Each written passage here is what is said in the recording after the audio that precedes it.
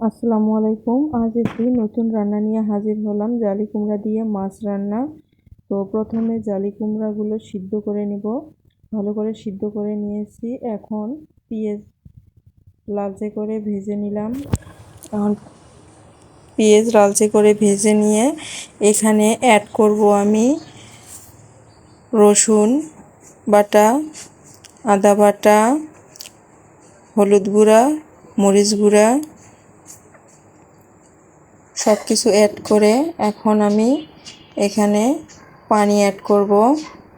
তো ভালোভাবে ভেজে নিয়ে পানি অ্যাড করলাম। পানি অ্যাড করার পরে একটু নাড়াচাড়া করে এটা ভালোভাবে কষায় নিতে হবে। যতক্ষণ পর্যন্ত উপরে তেল ভাসে না আসছে অতক্ষণ পর্যন্ত ভালোভাবেই এটা কষাতে হবে। কষানোর পরে এখন আমি এখানে মাছ দিয়ে দেব। এই তো মাছ দিয়ে দিলাম। এখন মাছ দিয়ে ভালো করে এটা নাড়াচাড়া করে মশলার সাথে মাছগুলোকে ভালোভাবে মিশিয়ে নিতে হবে। ভালোভাবে মিশিয়ে নিয়ে একটু মশলা মাছ দুটোর যেন একটু ভাজা ভাজা হয় ততক্ষণ পর্যন্ত অপেক্ষা করতে হবে। এই তো সুন্দর করে আমার মাছগুলো ভাজা হয়ে গেছে।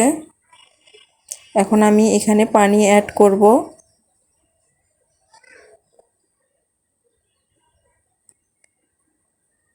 এই তো পানি অ্যাড করলাম। এখন একটু নাড়ানাড়ি করে এটা ঢেকে দেব। ঢেকে দিয়ে রান্না করব।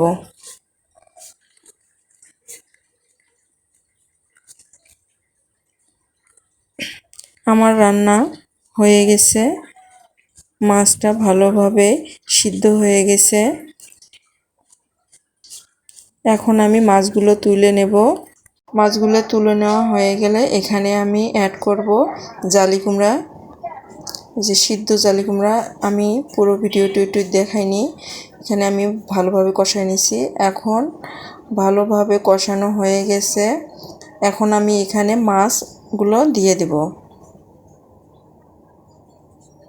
মাছগুলো দিয়ে দিলাম। এখন একটু নাড়ানাড়ি করে এখানে মশলা অ্যাড করব। জিরা গুঁড়া একটু অ্যাড করে